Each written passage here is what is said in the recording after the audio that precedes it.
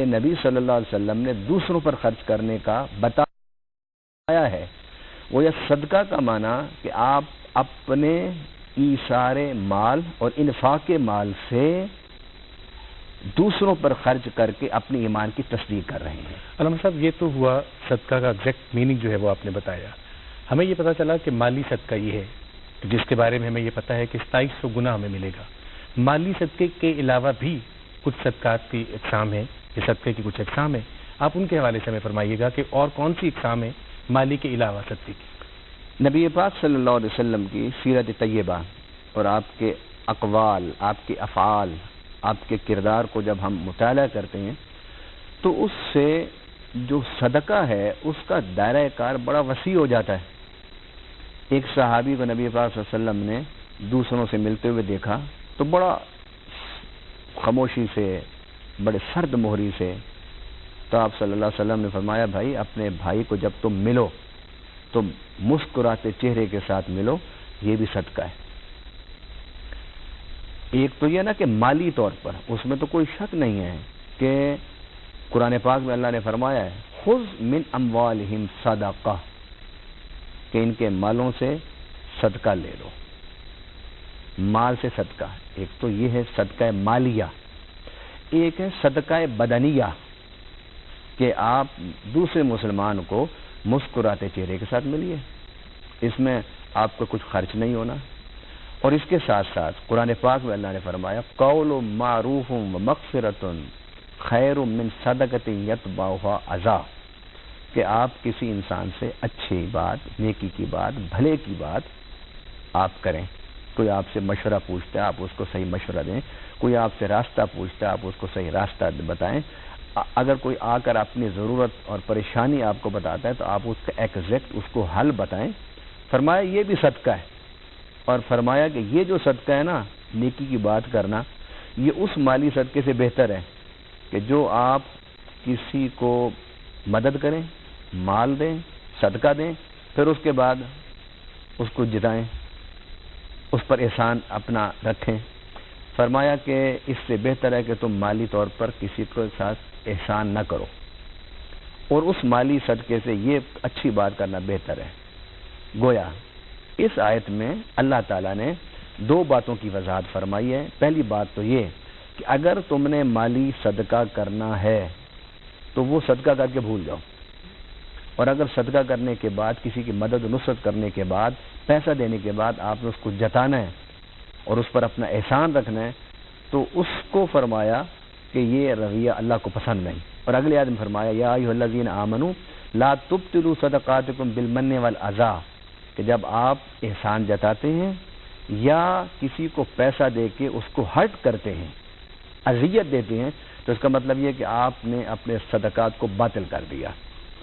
فرمایا کہ اگر تمہارا دل اتنا مضبوط نہیں کہ دوسروں کو دے کر تم بھول سکو تو پھر یہ ہے کہ ایسے صدقے سے بہتر ہے کہ تم اچھی بات کرو۔ اب یہاں پر صدقہ مال کے علاوہ اچھی بات کو بھی کہا گیا، اچھے مشورے کو بھی کہا گیا، اور اس کے ساتھ ساتھ حدیث مبارک میں صدقہ انسانوں کو تکلیف دہ چیزوں سے بچانا، اس کو بھی صدقہ کہا گیا۔ نبی پاک صلی اللہ علیہ وسلم کی حدیث مبارک ہے، آپ فرماتے ہیں کہ میں نے ایک شخص کو جنت میں ٹہلتے ہوئے دیکھا، تو صحابہ کرام نے کہا یا رسول اللہ صلی اللہ علیہ وسلم اس نے کون سا عمل کیا کہ آپ نے اسے جنت میں ٹہلتے ہوئے دیکھا؟ اللہ اکبر۔ نبی پاک صلی اللہ علیہ وسلم نے جو ارشاد فرمایا وہ ارشاد بالخصوص ہم مسلمانوں کے لیے اور بالعموم پوری انسانیت کے لیے ایک مشرع راہ ہے۔ آپ نے فرمایا کہ یہ جو جنت میں ٹہل رہا ہے تمہیں پتہ ہے کہ اس نے کیا عمل کیا؟ صحابہ نے کہا رسول اللہ آپ بتائیے۔ آپ نے فرمایا کہ اس نے راستے سے انسانوں کو تکلیف دینے والی چیز کو کاٹ دیا۔ وہ کیا چیز تھی؟ کیونکہ درخت تھا، راستے کے اوپر تھا، جو لوگوں کی اذیت کا باعث بنتا تھا، اس صحابی نے اس درخت کو کاٹ دیا تاکہ لوگوں کو ٹھوکر نہ لگے، لوگ گرے نہ اندھیرے پر آ کر۔ تو صرف اسی عمل کی وجہ سے حضور فرماتے ہیں کہ میں نے اسے جنت میں ٹہلتے ہوئے دیکھا۔ اب یہاں پر انسانیت کو تکلیف اور ایذا سے بچانے کے لیے جو کام کیا جاتا ہے اسے صدقہ کہا گیا، اور اس صدقے کی وجہ سے میرے آقا صلی اللہ علیہ وسلم فرماتے ہیں کہ میں نے اسے جنت میں ٹہلتے ہوئے دیکھا۔ اب یہ تو ہو گیا ایک انسان کی بات۔ حدیث مبارک میں، اور یہ حدیث بخاری شریف اور مسلم شریف کی حدیث ہے کہ ایک عورت تھی گناہگار، اسے اللہ تعالیٰ نے جنت عطا فرمائی. تو پوچھا کس نیکی کی وجہ سے؟ تو بتایا کہ اس نے صدقہ کیا تھا. اب وہ صدقہ کیا کیا؟ ہمارے ذہن میں یہ ہے کہ بھی مال دینا یہ صدقہ ہے، وہ بھی صدقہ ہے، لیکن اس نے کون سا صدقہ کیا جس کی وجہ سے وہ جنت میں چلی گئی، اس کے سارے گناہ اللہ نے معاف فرما دیے؟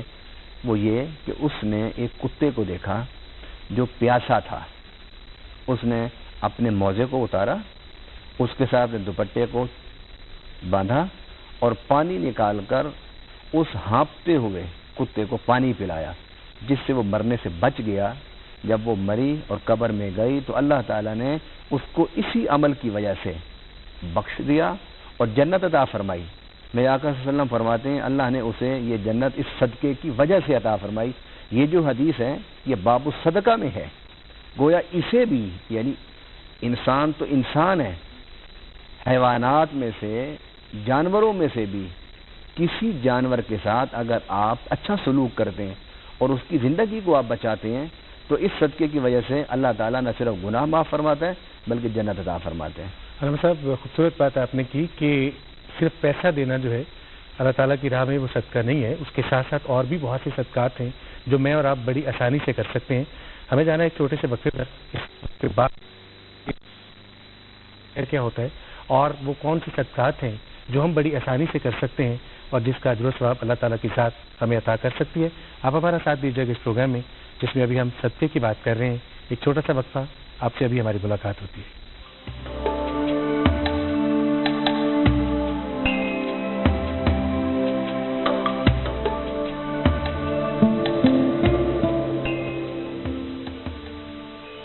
آپ سب کو ایک بار پھر ویلکم کہتے ہیں اس پروگرام میں جس میں آج ہم صدقے کے حوالے سے بات کر رہے ہیں. وقفے سے پہلے کچھ صدقات کی اقسام ہم نے جانی اور اب ہم علامہ صاحب سے جانتے ہیں کہ صدقہ جاریہ کیا ہوتا ہے. علامہ صاحب، صدقہ جاریہ وہ آپ کا عمل ہے کہ جس کے نتائج و ثمرات کافی عرصہ تک ظاہر ہوتے رہیں.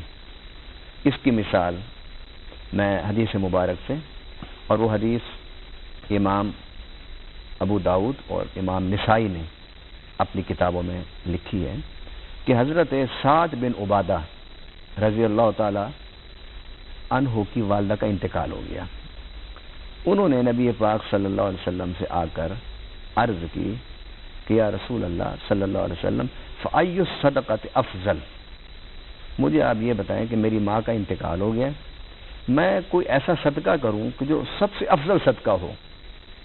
حضور صلی اللہ علیہ وسلم نے فرمایا الماء، پانی. حضرت سعد بن عبادہ رضی اللہ تعالیٰ عنہ کے بارے میں کہ فحفر بئرن، کہ آپ نے کنواں کھدوایا. تو حضور صلی اللہ علیہ وسلم نے کنواں کھودنے کے بعد جب کھد چکا کنواں تو آپ نے فرمایا ھذا لأم سعد، کہ یہ جو کنواں ہے اس کا ثواب ام سعد کے لیے ہے. اب یہ ایک صدقہ جاریہ ہے جس کی اس حدیث میں دو تین باتیں واضح ہو گئیں. ایک تو یہ کہ صدقہ ہے کنواں کھودنا، دوسرا نبی پاک صلی اللہ علیہ وسلم نے اسے افضل الصدقہ فرمایا کہ یہ افضل صدقہ ہے. تیسرا آپ نے اس بات کی طرف اشارہ فرما دیا کہ تم اپنے ماں باپ کو مرنے کے بعد اگر فائدہ پہنچانا چاہو تو فائدہ پہنچانے کا طریقہ قرآن و سنت سے دیکھ لو اور سیکھ لو. اس سے کوئی فائدہ نہیں تمہارے ماں باپ کو کہ تم ماں کی قبر پر